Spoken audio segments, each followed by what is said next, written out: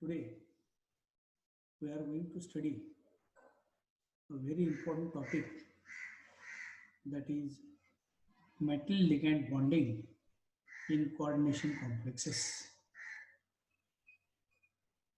In this topic, we are going to study some primary idea of valence bond theory, which is required during the study of this topic.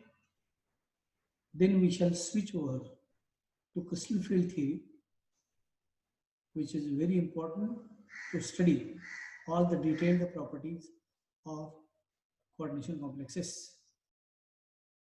So the topic itself deals with the metals and ligands and the orbitals which are involved in the formation of the coordination complexes. Here, if we look at the topic,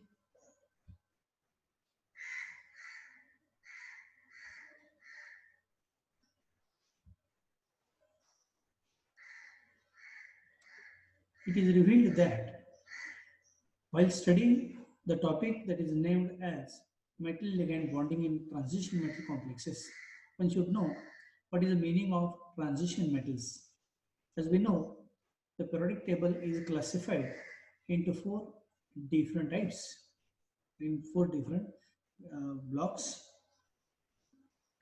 The block that is on extremely left hand side, that is known as the S block of the periodic table. The block that is on extreme right hand side of the periodic table is known as the P block of the periodic table, and those elements or the block which is in between S and P block of the periodic table are normally known as the D block elements.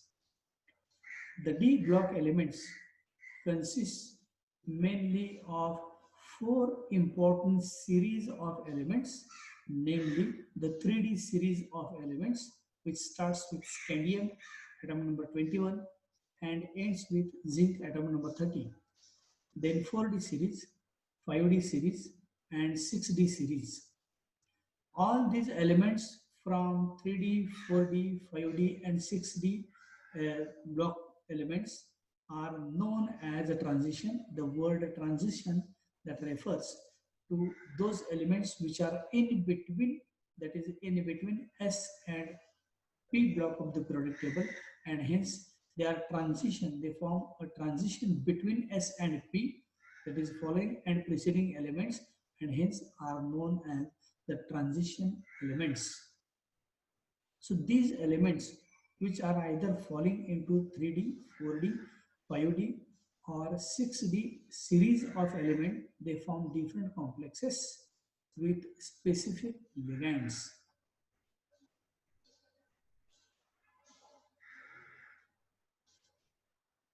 Now, if we look at the next slide,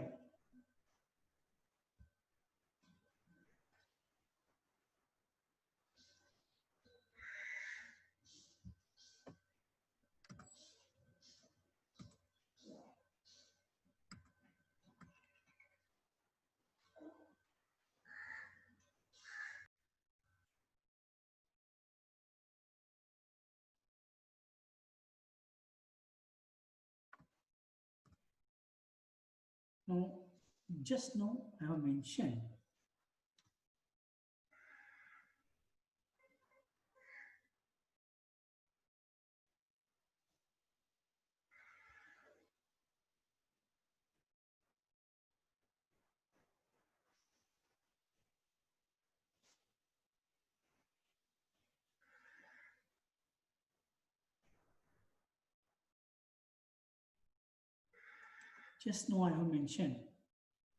during the study of this metal ligand bonding in transition metal complexes, a basic theory that is known as valence bond theory that plays a very important role. The theory itself was developed by Linus Pauling in the year 1931. He assumed that during the formation of a complex, the valence orbitals of the metals, they take part in mixing. Because the valence orbitals along with the electrons of the metals. They take part in mixing, and hence the theory is referred as valence bond theory, which was developed by Linus Pauling. As we know, during any bond formation, the two atoms themselves with electrons, they overlap appreciably so as to form either a sigma bond or a pi bond. After the formation of a bond between these atoms, the after overlapping, the total number of electrons are only two, not more than two. Now, if we look at some aspects of valence bond theory, it is revealed that we know that in transition metal complexes, the covalent bonds are formed via overlap of a completely filled ligand orbital and a vacant orbital of metal ion. This is very important salient feature that is given by Linus Pauling in terms of a valence bond theory. The meaning of this sentence is that during the formation of a complex between metal and ligand, the empty orbitals of metal appreciably overlap with the filled orbitals of ligand. And as we know that ligand can be defined as ligand is an electron rich species which is capable of donating electrons to the metal. So according to this, the empty orbitals of metal, they overlap with the filled orbitals of ligand. Then and then a covalent bond results.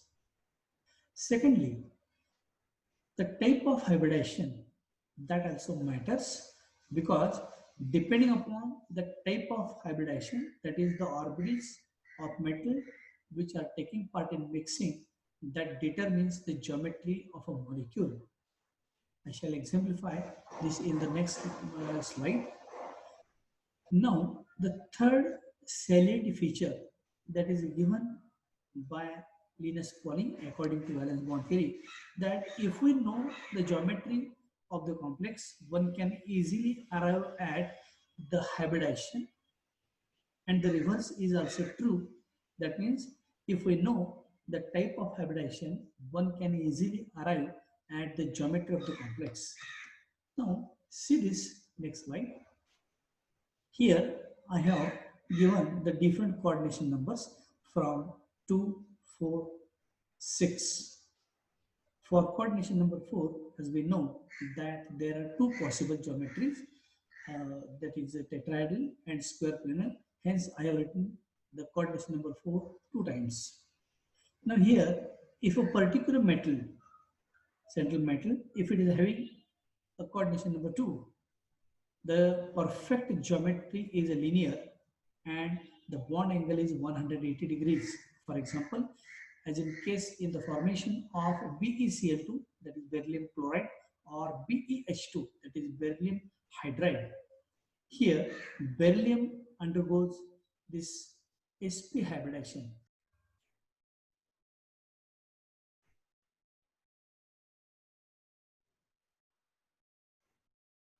As in case of the formation of the BeCl2 or BeH2, beryllium, the s and p orbitals of beryllium, they involved in the formation, and hence they undergo what is known as sp hybridization. If a particular metal, if it is having or if it undergoes sp3 hybridization, then the perfect geometry is a tetrahedral and the bond angle is 109 degrees 28 minutes. As in case of ammonia molecule or methane molecule, the carbon atom or nitrogen atom, those undergoes these atoms undergo the sp3 hybridization.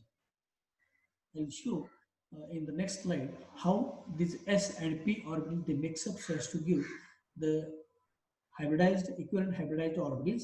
One important postulate that is also given by Linus Pauling in the form of valence bond theory, that the number of newly formed orbitals must be equal to the number of participating atomic orbitals. For example, if a s and p orbital is involved, the total number is 2, and hence newly formed orbitals are also 2 in number, that is sp. If a s orbital overlaps, uh, if a s orbital and a 3p orbitals, the total number of orbitals of metal taking part in mixing are 4. So the newly formed orbitals, that is equivalent orbitals, are also equal in number, that is 4 hybridized orbitals are produced. So this particular postulate is given by valence bond theory. The number of newly formed orbitals are just equal to the number of participating atomic orbitals. As we know that for coordination number 4, there are two possible geometries. One is a tetrahedral, another is a square planar geometry. In terms of square planar geometry, for example, tetrachloroplatinate PtCl42 minus. In this complex, the dsp2 hybridization that is observed